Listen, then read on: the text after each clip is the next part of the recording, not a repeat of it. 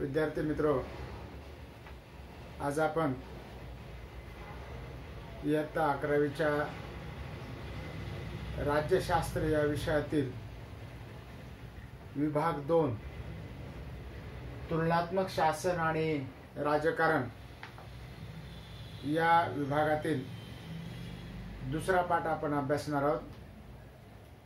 त्या पाठाचं शीर्षक आहे प्रतिनिधित्वाची संकल्पना। यामध्ये प्रामुख्याने आपल्याला प्रतिनिधित्व म्हणजे काय आणि प्रतिनिधित्वाच्या पद्धती यांचा आपल्याला अभ्यास करायचा आहे। प्रामुख्याने प्रतिनिधी हा शब्द सदस्य या अर्थाने वापरला जातो। आधुनिक काळामध्ये आपण संसदेचे सदस्य, राज्य विधिमंडळाचे सदस्य, नगरपालिका महानगरपालिकांचे सदस्य, ग्रामपंचायतचे सदस्य यासाठी हा शब्द वापरतो। प्रतिनिधी म्हणजे सदस्य। आधुनिक काळामध्ये आपण लोकशाही शासन पद्धतीचा स्वीकार केलेला आहे। प्राचीन मध्ययुगीन कालखंडामध्ये राजेशाही शासन व्यवस्था अस्तित्वात होती। राजा हा सर्वेसर्वा होता, तोच कायदे करायचा। त्याचा शब्द म्हणजे कायदा आणि तो निर्णय देईल ते न्यायदान असायचं। कायदे मंडळ, कार्यकारी मंडळ आणि न्याय मंडळ या शासनाच्या तीनही सत्ता राजाच्या हातामध्ये केंद्रित झालेल्या होत्या। जसजसा जगामध्ये स्वयंनिर्णयाचा अधिकार आणि स्वातंत्र्य, समता, बंधुता याचे वारे वाहू लागले, तसतसं जगामध्ये स्वातंत्र्याच्या चळवळी सुरू झाल्या। इंग्लंडची राज्यक्रांती, फ्रेंच राज्यक्रांती, रशियन राज्यक्रांती आणि भारतातील स्वातंत्र्य लढा, जगातील इतर देशातील स्वातंत्र्य लढे याची उदाहरणं आपल्याला सांगता येतील। आज लोकशाही शासन पद्धती हा शासनाचा प्रकार अधिक लोकप्रिय झालेला आहे। पूर्वीच्या काळी या लोकशाही शासन पद्धतीचे जे प्रकार होते त्यामध्ये आधुनिक काळामध्ये आपण अप्रत्यक्ष लोकशाही शासन पद्धती स्वीकारलेली। पूर्वीच्या काळी जगामध्ये प्रत्यक्ष लोकशाही शासन पद्धती अस्तित्वात होती। ग्रीस देशामध्ये अथेन्स, स्पार्टा, कोरिंथिपस, आर्गोस हे छोटी छोटी नगर राज्य होती। एक गाव म्हणजे एक नगर होतं। गावातील प्रत्येक नागरिक राज्यकारभारामध्ये सहभागी असायचा। आज वाढती लोकसंख्या आणि वाढता भूप्रदेश यामुळे आधुनिक काळामध्ये प्रत्यक्ष लोकशाही शासन पद्धतीची जागा ही प्रातिनिधिक लोकशाही शासन पद्धतीने घेतलेली आहे। या प्रातिनिधिक लोकशाही शासन पद्धतीला अप्रत्यक्ष लोकशाही शासन पद्धती असंही म्हटलं जातं। मग या लोकशाहीमध्ये राज्यकारभार चालवण्यासाठी लोक आपल्यामधूनच काही लोकांची निवड प्रतिनिधी म्हणून करत असतात आणि हे प्रतिनिधी लोकांसाठी राज्यकारभार करत असतात। यालाच अप्रत्यक्ष लोकशाही शासन पद्धती असं म्हटलं जातं। या लोकशाही शासन पद्धतीमध्ये लोक स्वतःचा कारभार न करता ती जबाबदारी ज्या प्रतिनिधीवर दिलेली असते ते प्रतिनिधी तो कारभार करत असतात। ठराविक कालावधीसाठी लोक आपले प्रतिनिधी निवडून पाठवतात निवडणुकीद्वारे, आणि हे प्रतिनिधी बहुमताच्या आधारावर निवडून जातात. निवडून गेलेले प्रतिनिधी बहुमताच्या आधारावर जनतेच्या हितासाठी कायदे करत असतात, आणि कायदे हे जनतेच्या विकासासाठी असतात. तर त्यासाठी हे प्रतिनिधींची निवड केली जाते. म्हणून अशाच प्रकारच्या व्यवस्थेची उदाहरणं आपल्याला भारतामध्ये सुद्धा आढळतात. राज्य शासनाच्या व्यवस्थेमध्ये सहभागी होण्याचा अधिकार हा लोकप्रतिनिधींना दिलेला असतो. त्याला लोकप्रतिनिधी किंवा जनप्रतिनिधी असं म्हटलं जातं. कारण आता प्रत्यक्ष लोकशाही शासन पद्धती ही अशक्य आहे. आपल्या देशाच्या लोकसंख्येचा जर विचार केला तर सुमारे 1,25 कोटीच्या घरामध्ये आपली लोकसंख्या गेलेली आहे. त्यामुळं आपल्या देशामध्ये आपण आपले प्रतिनिधी निवडून पाठवतो, आणि ते प्रतिनिधी आपल्या मार्फत राज्यकारभार करतात. पूर्वीच्या काळी महिला आणि गरीब नागरिकांना मताधिकार नव्हता.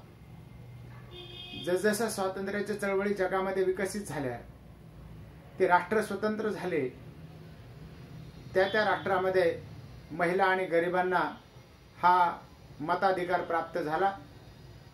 आपल्या देशामध्ये 15 ऑगस्ट 1947 आपल्याला स्वातंत्र्य मिळालं, आणि 26 जानेवारी 1950 रोजीपासून आपल्या देशाची मूळ राज्यघटना आपण स्वीकारली. 1952ला आपल्या देशातील पहिल्या लोकसभेच्या सार्वत्रिक निवडणुका झाल्या, आणि या निवडणुकीमध्ये सर्व नागरिकांना मताधिकार बहाल करण्यात आला. मग त्यामध्ये स्त्री पुरुष, श्रेष्ठ कनिष्ठ, गरीब श्रीमंत, ग्रामीण भागातील शहरी भागातील असा भेदभाव न करता विशिष्ट वय पूर्ण झालेल्या नागरिकांना मताधिकार देण्यात आला. आज आपल्या देशामध्ये 18 वर्ष पूर्ण झालेल्या प्रत्येक भारतीय स्त्री पुरुष नागरिकांना हा मताधिकार बहाल करण्यात आलेला आहे. पूर्वी तो 21 वर्ष वयाचा अधिकार होता, परंतु 1989ला आपल्या संसदेनं कायदा मंजूर करून त्या ठिकाणी हा सार्वत्रिक मताधिकाराचा वयाची अट जी आहे ती 21 वर्षावरून 18 वर्ष करण्यात आलेली. आज भारतीय 18 वर्ष पूर्ण झालेल्या प्रत्येक भारतीय स्त्री पुरुष नागरिकांना आपले प्रतिनिधी निवडून पाठवण्याचा अधिकार आहे. म्हणून प्रत्यक्ष लोकशाही शासन पद्धतीमध्ये लोक एकत्र येऊन राज्यकारभार करत असत, आणि त्यांना निर्णय घेणे शक्य होत असत. परंतु वाढती लोकसंख्या आणि विशाल भूप्रदेश यामुळं त्या ठिकाणी आपल्याला जनतेच्या विकासाचे निर्णय घेणं हे शक्य नाही.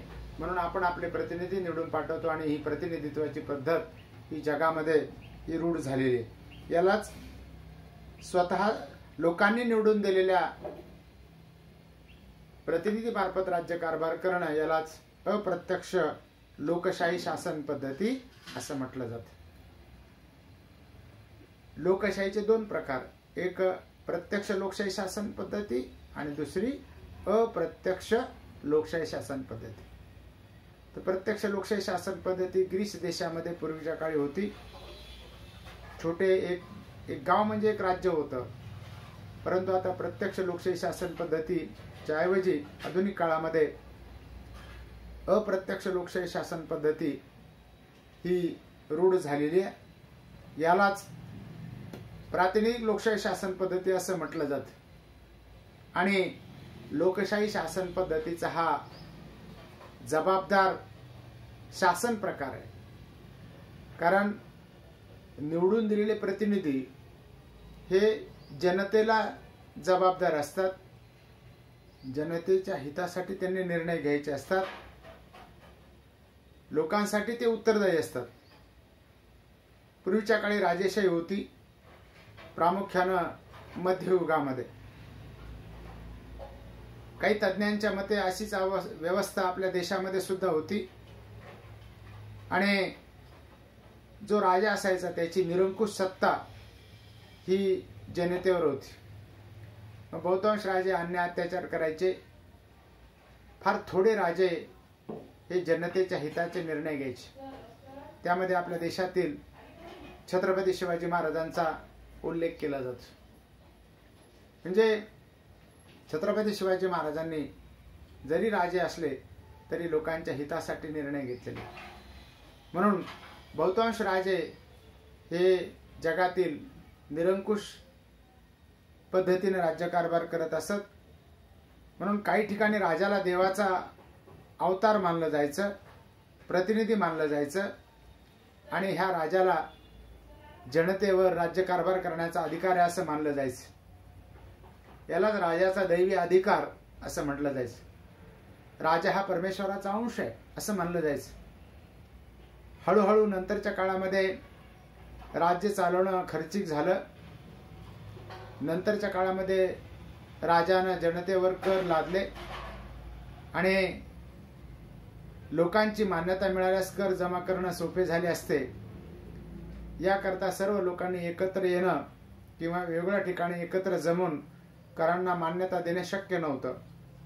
म्हणून विविध भागातून लोकांनी निवडून दिलेल्या व्यक्तींनी राजधानीत सभेसाठी एकत्र बोलावले व सभेमध्ये करांचे प्रस्ताव संमत करण्याचे ठरवले. या सभांना प्रतिनिधी सभा असं म्हटलं जात होतं. UK मध्ये म्हणजेच युनायटेड किंगडम मध्ये म्हणजेच इंग्लंडमध्ये, ब्रिटनमध्ये हाऊस ऑफ कॉमन्स ही अशीच एक प्राचीन प्रतिनिधींची सभा आहे. पूर्वीच्या काळी ही अवस्था होती की हळूहळू कर गोळा करण्यासाठी, टॅक्स गोळा करण्यासाठी प्रतिनिधी म्हणून नेमले जायचे. त्यांचा उद्देश तो होता. परंतु आधुनिक काळामध्ये लोककल्याणकारी राज्याची कल्पना आपण स्वीकारलेली आहे. या लोककल्याणकारी राज्याच्या कल्पनेमध्ये जनतेच्या हितासाठी राज्यकारभार केले जातो. जनतेच्या इच्छा आकांक्षा पूर्ण करण्यासाठी किंवा जनतेच्या विकासासाठी सरकार किंवा लोकप्रतिनिधी हे निवडून पाठवले जातात. नंतर या प्रतिनिधी सभांनी निर्णय प्रक्रियेत त्यांचा सहभाग असावा अशी मागणी केली. याला राजांनी विरोध केला.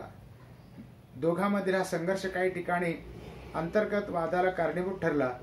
1640च्या दशकात झालेले इंग्लंडमधील यादवी युद्ध आणि 1789 मधील फ्रेंच राज्यक्रांती ही याची दोन उत्तम उदाहरणे आहेत. बघा, हे नेमलेले जे प्रतिनिधी होते कर गोळा करण्यासाठी, यांनी राजाच्या विरोधात निर्णय प्रक्रियेमध्ये आम्हाला सामील करून घ्यावं अशी मागणी केली. याची दोन उदाहरणं आपल्याला सांगता येतील. 1640च्या इंग्लंडमध्ये झालेली राज्यक्रांती, त्याला यादवी युद्ध म्हटलं जातं, अंतर्गत युद्ध, आणि 1789 साली झालेली फ्रेंच राज्यक्रांती. या फ्रेंच राज्यक्रांतीने जगाला स्वातंत्र्य, समता, बंधुता आणि न्याय हे तत्व बहाल केले आणि मेंजी घराण्याची सत्ता त्या ठिकाणी उलथून टाकण्यात आली. म्हणून यातील पहिल्या घटनेमुळं UK मधील संविधानिक राजेशाहीच्या मार्गावर गेला, तर दुसऱ्या घटनेमुळं 19व्या शतकात फ्रान्स प्रजासत्ताक झाले. आज इंग्लंडमध्ये राजेशाही आहे, पण मर्यादित राजेशाही आहे.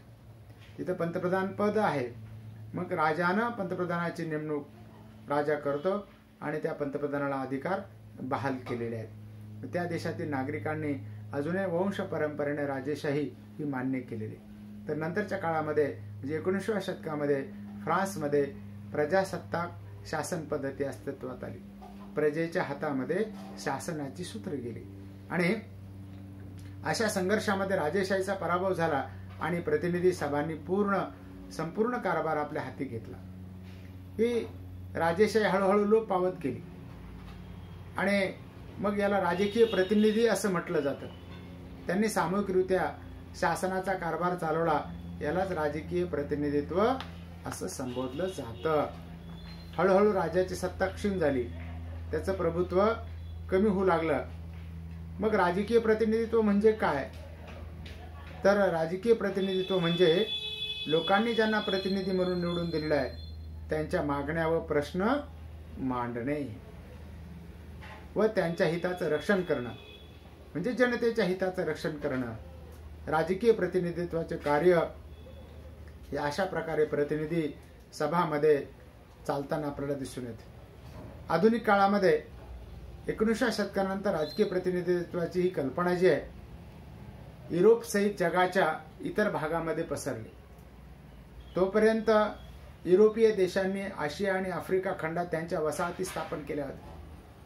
युरोपमधल्या देशांनी इतर देशामध्ये आशिया खंडामध्ये वसाहती स्थापन केल्या होत्या. इंग्लंडच्या दृष्टिकोनातून भारत हा वसाहतीवादी देश होता.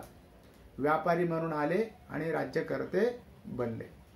इंग्रजांचं आपल्या देशावर जवळपास 150 वर्ष राज्य होतं.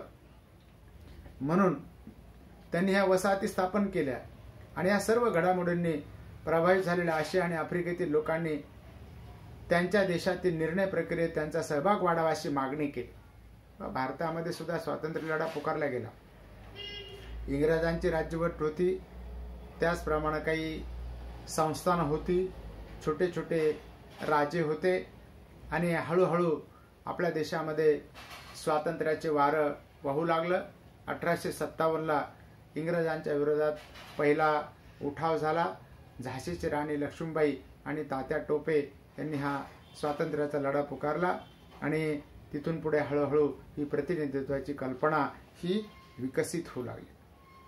आपल्या देशामध्ये 1857च्या घडामोडीनंतर ब्रिटिशांनी भारतीयांना निर्णय प्रक्रियेत सहभागी करून घेण्याचं ठरवलं. त्यासाठी 1861 मध्ये काही भारतीयांना राष्ट्रीय पातळीवर तर काहींना प्रांतीय स्तरावर कायदेमंडळामध्ये नियुक्त करण्यात आलं. म्हणजे इंग्रजांच्या काळामध्ये सुद्धा कायदेमंडळ होतं. तर हळूहळू अशा प्रकारे 1861 पासून ही प्रक्रिया सुरू झाली. परंतु हे जे प्रतिनिधी होते हे निवडून गेलेले नव्हते, तर नियुक्त केलेले होते. इंग्रजांनी नियुक्त केलेले होते. त्यांची निवड ही लोकांच्या मर्जीनं बहुमताच्या आधारावर झालेली नव्हती, तर ब्रिटिशांच्या इच्छेनं झालेली होती. इंग्रजांनी ती केलेली होती, परंतु तरीही त्यांना प्रतिनिधी समजलं गेलं आणि ते भारतीय लोकांचे प्रतिनिधी म्हणून त्यांची निवड करावी केली.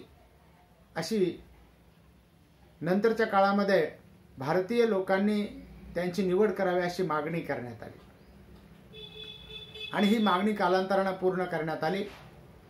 इंग्रजांनी भारतीयांसाठी काही कायदे केले या देशातील नागरिकांच्या विकासासाठी. त्यामध्ये 1920च्या काळामध्ये झालेले काही कायदे आहेत. 1935चा कायदा म्हणून भारतीय शासन कायदा प्रसिद्ध. इंग्रजांनी भारतीयांसाठी 1935 साली काही कायदे केले. या कायद्यानुसार प्रांतीय स्तरावर लोकनियुक्त सदस्यांच्या प्रतिनिधींची सभा स्थापन करण्यात आली. प्रांत विभागीय पातळीवर, त्याला प्रांत किंवा आज आपण त्याला घटक राज्य म्हणतो. इंग्रजांच्या काळातील प्रांत वेगळे होते आणि तिथं प्रतिनिधी सभा त्याला म्हटलं जातं. रिप्रेझेंटेटिव्ह, प्रतिनिधी म्हणजे रिप्रेझेंटेटिव्ह. प्रांतीय सरकारमध्ये संसदीय शासन व्यवस्था स्थापन करण्यात आली. ही संसदेची म्हणजे कायदेमंडळाची व्यवस्था करण्यात आली विभागामध्ये, प्रांत भागावर, आणि त्या माध्यमातून मग कायदे करण्याची व्यवस्था करण्यात आली.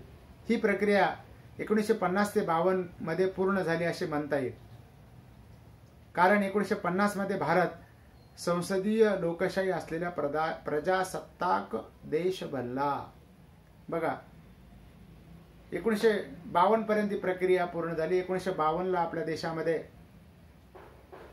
स्वतंत्र भारताच्या लोकशाही शासन पद्धतीतील पहिल्या सार्वत्रिक निवडणुका पार पडल्या आणि संसदेचे म्हणजेच कायदेमंडळाचे म्हणजेच विधिमंडळाचे जे 2 सभागृह आपण निर्माण केलेले आहेत, त्यामध्ये लोकसभेची पहिली निवडणूक झाली आणि या निवडणुकीनंतर खऱ्या अर्थानं असं म्हटलं जातं आपल्या देशामध्ये की संसदीय लोकशाही असलेला प्रजासत्ताक देश आपला बनला. कारण स्वातंत्र्यानंतर आपल्या देशामध्ये असलेली जी काही 563 संस्थानं होती, या संस्थानांचं विलिनीकरण आपल्या देशामध्ये करण्यात आलं. सगळी संस्थानं खालसा करण्यात आली, बरखास्त करण्यात आली आणि लोकशाही प्रजासत्ताक गणराज्य शासन पद्धती निर्माण करण्यात आली. मग लोक ठराविक कालावधीनंतर आपले प्रतिनिधी निवडून पाठवतात. आपल्या देशामध्ये लोकसभेच्या निवडणुकीसाठी 5 वर्षांना आपले प्रतिनिधी लोक निवडून पाठवतात आणि ते प्रतिनिधी आपल्या मार्फत राज्यकारभार करतात. तर 1951-52 मध्ये भारतात संसदेच्या व विधिमंडळाच्या पहिल्या सार्वत्रिक निवडणुका घेण्यात आल्या. बघा, पहिली सार्वत्रिक निवडणूक झाली आणि 2019ला ही पुन्हा दर 5 वर्षानं त्या ठिकाणी सार्वत्रिक निवडणुका होतात. तर त्या प्रतिनिधित्वाच्या पद्धती कशा प्रकारच्या आहेत ते आपल्याला प्रामुख्यानं पाहायचंय.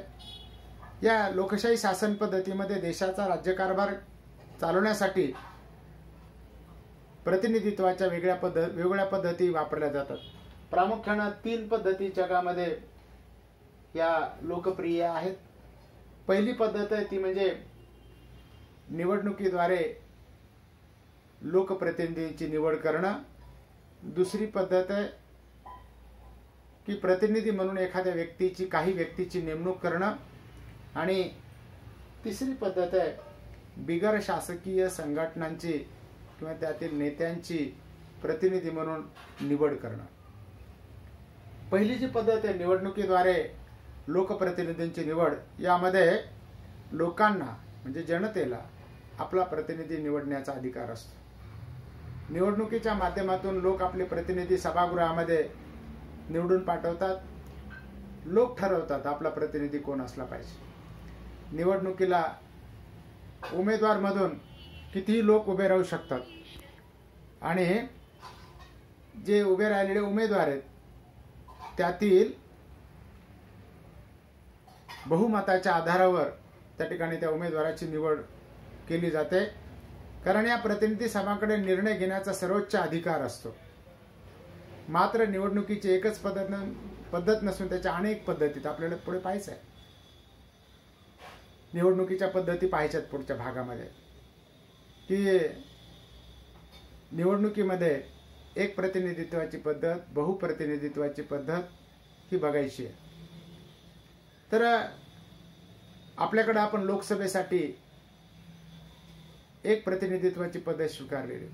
संपूर्ण देशाचे जेवढे प्रतिनिधी निवडून पाठवायचे तेवढे मतदारसंघ तयार केले जातात आणि सार्वत्रिक निवडणुकीद्वारे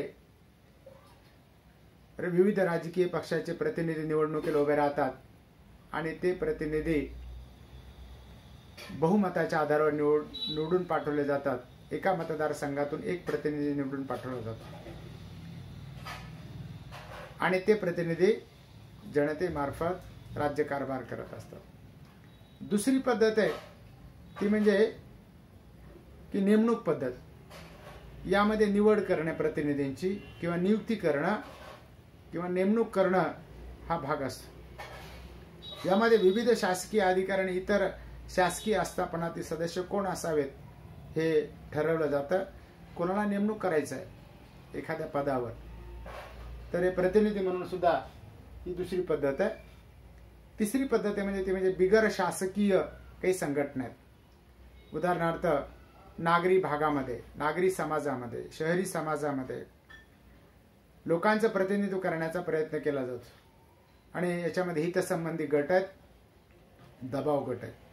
यामध्ये शेतकरी संघटना, व्यापारी संघटना, कामगारांच्या संघटना, शिक्षक संघटना किंवा विद्यार्थी संघटना, वेगवेगळ्या संस्था यांचे प्रतिनिधी म्हणून त्या ठिकाणी त्या सभागृहामध्ये, विधिमंडळामध्ये निवडून पाठवले जातात किंवा नियुक्त केले जातात. अशा प्रकारे प्रतिनिधी सभेमध्ये म्हणजे सभागृहामध्ये निवडणूक ही भौगोलिक आधारावर घेतली जाते. देशाचे वेगवेगळे विभाग किंवा मतदारसंघ तयार केले जातात. आपल्या देशामध्ये लोकसभेच्या 543 जागासाठी 543 मतदारसंघ तयार केलेले आहेत. तर संपूर्ण देशामधून या सभागृहावर किती सदस्य निवडून पाठवले जावेत यासाठीची व्यवस्था आपल्या संविधानामध्ये करण्यात आलेली. सध्या आपल्या देशामध्ये 543 सदस्य लोकसभेसाठी निवडून पाठवले जातात. कमाल सदस्य संख्या लोकसभेची 552 आहे. तर एका मतदारसंघातून एकच व्यक्ती निवडून पाठवला जातो. महाराष्ट्रातून लोकसभेवर त्या ठिकाणी 48 सदस्य निवडून पाठवले जातात. तर दुसरे एक सभागृह आपल्या देशामध्ये जे आपण मागच्या प्रकरणामध्ये पाहिलं ते म्हणजे राज्यसभा हे सभागृह. या सभागृहामध्ये सुद्धा संपूर्ण देशामधून लोकप्रतिनिधी निवडून पाठवले जातात.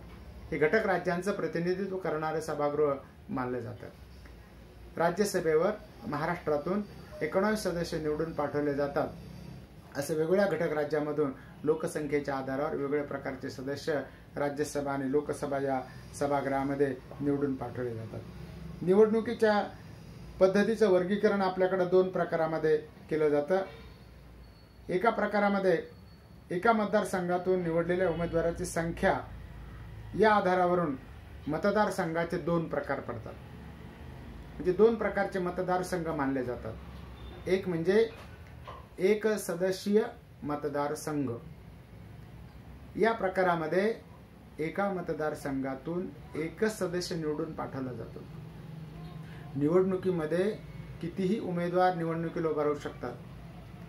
मग मतदार मतदान करतात आणि ज्या व्यक्तीला इतर उमेदवाराच्या तुलनेमध्ये एक मत जास्त असेल तो उमेदवार विजयी म्हणून घोषित केला जातो. त्याला एक सदस्यीय मतदारसंघ असं म्हटलं जातं. आणि दुसरा प्रकार आहे तो म्हणजे बहुसदस्यीय मतदारसंघ. म्हणजे एकाच मतदारसंघामधून अनेक प्रतिनिधी 2, 3, 4, 5 असे प्रतिनिधी निवडून पाठवले जातात. त्याला बहुसदस्यीय मतदारसंघ पद्धत असं म्हटलं जातं. आता एका मतदारसंघातून निवडून येण्यासाठी किती मतांची आवश्यकता असते याचे सुद्धा 3 प्रकार आहेत. एका मतदारसंघातून एक प्रतिनिधी, त्याच्यामध्ये 3 प्रकार. एक अनेकत्व, दुसरं बहुमत आणि तिसरं प्रमाणशीर प्रतिनिधित्वाची पद्धत. तर अनेकत्वामध्ये बघा ही निवडणुकीला किती उभे राहू शकतात पण त्यातून एक येईल. उदाहरणार्थ इथे उदाहरण दिलेलं आहे बघा, खेळाचं उदाहरण दिलेलं आहे की समजा धावण्याची शर्यत आहे. धावण्याच्या शर्यतीमध्ये जे धावक आहेत ते पळतात आणि त्याच्यामध्ये सगळ्यात पुढे जो उमेदवार ती रेषा ओलांडेल त्याला विजयी म्हणून घोषित केलं जातं. म्हणजे अनेकातून एक निवडला जातो. दुसरं बहुमताच्या आधारावर. निवडणुकीमध्ये किती उमेदवार निवडणुकीला उभे राहू शकतात आणि ज्या व्यक्तीला एक मत जास्त असेल इतरांपेक्षा त्याला विजयी म्हणून घोषित केलं जातं. या बहुमत पद्धतीमध्ये आता तिसरी जी पद्धत आहे ना ती तिसरी पद्धत प्रमाणशीर प्रतिनिधित्वाची पद्धत. ही आपल्या देशामध्ये राज्यसभेच्या आणि विधान परिषदेच्या निवडणुकांसाठी वापरली जाते. म्हणून बहुमत पद्धतीमध्ये उमेदवाराला बहुमत मिळवणं म्हणजे 50% पेक्षा जास्त मतं मिळवणं आवश्यक असतं. तर या बहुमत पद्धत ही आपल्या देशामध्ये राष्ट्रपती आणि उपराष्ट्रपती यांच्या निवडणुकीसाठी वापरली जाते. भारताचे राष्ट्रपती आणि उपराष्ट्रपतीची निवडणूक याला ती प्रमाणशीर प्रतिनिधित्वाची पद्धत सुद्धा त्याच्यामध्ये वापरली जाते. तर भारतीय जनतेने निवडून पाठवलेले संसद सदस्य आणि पूर्ण देशातील राज्य विधिमंडळाचे संसद सदस्य म्हणजे आमदार आणि निवडून गेलेले खासदार हे राष्ट्रपतीच्या निवडणुकीसाठी आणि उपराष्ट्रपतीच्या निवडणुकीसाठी मतदान करतात. तर ही पद्धत त्या ठिकाणी वापरली जाते. तर प्रमाणशीर प्रतिनिधित्वाची पद्धत ही बहुसदस्यीय मतदारसंघामध्ये वापरली जाते. या पद्धतीत राजकीय पक्ष त्यांना मिळालेल्या मतांच्या प्रमाणात त्यांचे उमेदवार पाठवतात. उदाहरणार्थ 5 सदस्यीय मतदारसंघात एका राजकीय पक्षाला 40% मते मिळाली तर त्या पक्षाचे त्या मतदारसंघातून 2 उमेदवार निवडून येतात. भारतात ही पद्धत अस्तित्वात नाही. ते प्रमाणशीर प्रतिनिधित्वाची पद्धत आपल्या देशामध्ये नाही. तर आपल्या देशामध्ये अनेकत्व आणि बहुमताच्या आधारावर उमेदवाराची निवड केली जाते. प्रमाणशीर प्रतिनिधित्वाचा आणखीन एक उपप्रकार अस्तित्वात आहे तो म्हणजे सिंगल वोट ट्रान्सफर सिस्टीम. तर आपल्या देशाचे जे राष्ट्रपती आणि उपराष्ट्रपतीची जी निवड आहे ती प्रमाणशीर प्रतिनिधित्वाच्या एकल संक्रमणीय पद्धतीनुसार केली जाते. म्हणजे आपण भारतीय जनतेनं निवडून पाठवलेले जे प्रतिनिधी असतात ते राष्ट्रपती आणि उपराष्ट्रपतीच्या निवडणुकीमध्ये मतदान करतात. तर त्याला सिंगल वोट ट्रान्सफर सिस्टीम असं म्हटलं जातं. या पद्धतीमध्ये मतदानाच्या वेळेस उमेदवारांना पसंतीक्रम देतात. बहुमताच्या पद्धतीमध्ये फक्त फुलीचा ठसा मारून किंवा उमेदवाराच्या नावासमोर त्या ठिकाणी खून करून त्या ठिकाणी चिन्ह करून तो उमेदवार त्याला पसंती दिली जाते.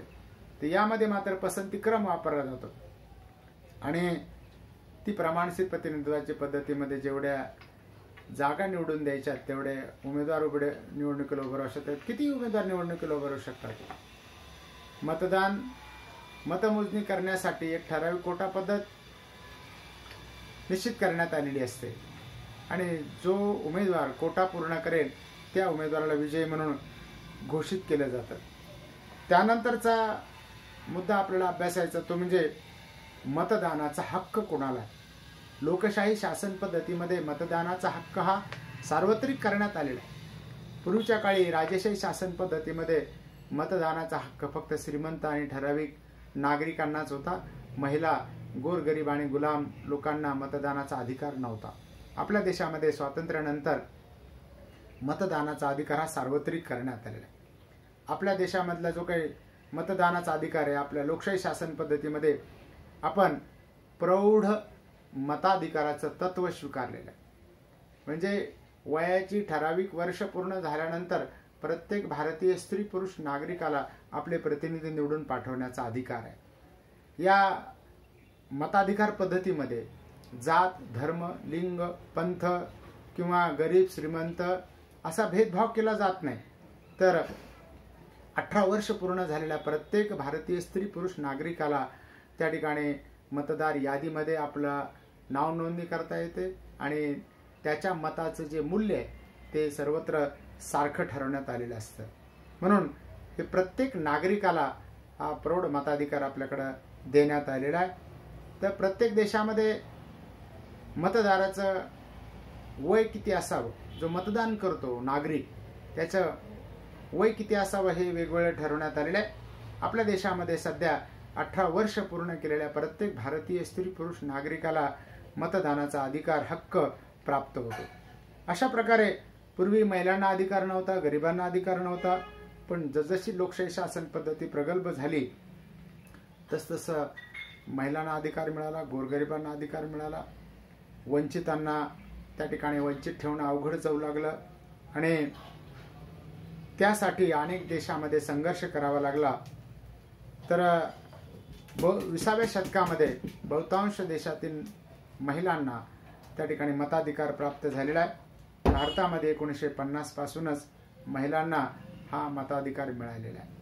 तर अमेरिकेमध्ये 1920 पासून, UK म्हणजे इंग्लंडमध्ये 1928 पासून, फ्रान्समध्ये 1945ला, जपानमध्ये 1945ला, इस्रायलमध्ये 1948ला, भारतामध्ये 1950 पासून आणि स्वित्झर्लंड या देशामध्ये 1971 पासून महिला आणि सार्वत्रिक निवडणुकीचा अधिकार हा सर्वांना देण्यात आलेला आहे.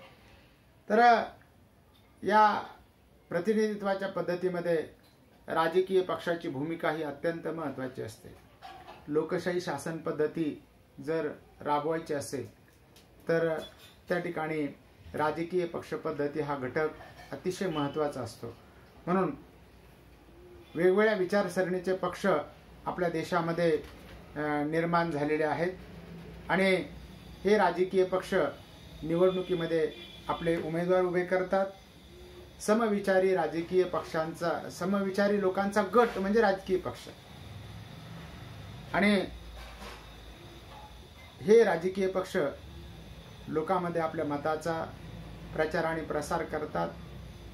जो उमेदवार, जो राजकीय विचारसरणी लोकांना आवडेल त्या उमेदवाराला, त्या प्रतिनिधीला लोक निवडून देतात आणि या लोकशाही शासन पद्धतीमध्ये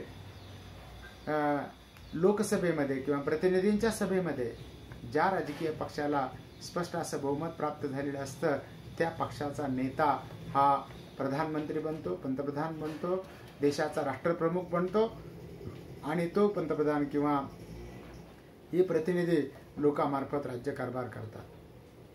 आणि हे राजकीय पक्ष लोकांसमोर वेगवेगळ्या प्रकारचे कार्यक्रम ठेवतात आणि ते कार्यक्रम किंवा विकासाच्या योजना राबवण्याचं अभिवचन देतात आणि जो उमेदवार किंवा जो राजकीय पक्ष लोकांना आवडेल त्याला लोक निवडून देतात. अशा राजकीय पक्षाच्या माध्यमातून मतदारांच्या इच्छा आकांक्षांचे प्रतिनिधित्व केलं जातं. तर हे निर्णय विविध स्तरावर घेतलेले जात असतात. आपल्या देशामध्ये आपण संघराज्य शासन पद्धती स्वीकारली कारण आपला देश विशाल आहे. संपूर्ण देशासाठी एक सरकार आहे आणि प्रत्येक घटक राज्यासाठी एक सरकार आहे. याला संपूर्ण देशासाठी एक जे सरकार आहे त्याला आपण केंद्र सरकार म्हणतो किंवा संघ सरकार म्हणतो आणि प्रत्येक घटक राज्यासाठी जे सरकार आहे किंवा शासन आहे राज्यकर्ते त्याला घटक राज्य सरकार असं आपण म्हणत असतो. आपल्या देशामध्ये ग्रामपंचायत, नगरपालिका, महानगरपालिका अशा स्थानिक स्वराज्य संस्था सुद्धा निर्माण करण्यात आल्या आणि यांना सुद्धा संविधानिक दर्जा देण्यात आलेला, कायदेशीर दर्जा देण्यात आलेला आहे आणि त्यांना देण्यात आलेल्या जबाबदाऱ्या आणि जे अधिकार आहेत त्याची नोंद आपल्या संविधानामध्ये नमूद करण्यात आलेले. हे जे ग्रामपंचायत, नगरपालिका, महानगरपालिका किंवा स्थानिक स्वराज्य संस्था हे जे आहेत स्थानिक पातळीवर निर्णय घेतात आणि या तीनही स्तरावर प्रतिनिधीच्या निवडणुका होत असतात.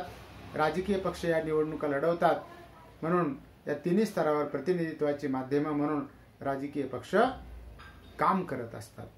तर अशा प्रकारे या राजकीय पक्षाची भूमिका या प्रतिनिधित्वामध्ये अतिशय महत्त्वाची असते. मित्रहो, आज आपण इथं थांबूया. पुढच्या भागामध्ये याच प्रकरणातील पुढच्या भागामध्ये राजकीय पक्ष म्हणजे काय, राजकीय पक्षाचा उगम कसा झाला आणि भारतातील काही राजकीय पक्ष पद्धतीचा अभ्यास आपल्याला करायचा आहे. हितसंबंधी गट आणि दबाव गटाचा एक प्रतिनिधित्वाच्या पद्धतीवर कशा प्रकारचा परिणाम होतो हेही आपल्याला या ठिकाणी अभ्यासायचं. तुर्तास इथं आपण थांबूया. धन्यवाद.